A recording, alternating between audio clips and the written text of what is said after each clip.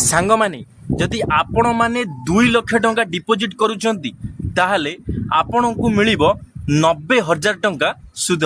आपण माने सुनिला परे आश्चर्य हो जाउथिबे सतरे कोन 2 लाख टंका रखी आमे 90,000 टंका एक्स्ट्रा पाई परिबा। माने पोस्ट ऑफिस रो टाइम डिपोजिट आपण मानकु लक्षपति करिदब। जदि आपणक पाखरे 2 लाख टंका अछि ताहले आपण माने जेते शीघ्र पारुछंती पोस्ट ऑफिस रे जमा करंतु। तापरे 5 वर्ष परे आपणकर सेही 2 लाख टंका 2,90,000 टंका रे परिणत होई जीवो। तो सांग माने आउ डेरी करंतु नाही, जेते शीघ्र पारुछंती आपण माने पोस्ट ऑफिस रे जाईकरी जमा करंतु 2 लाख टंका।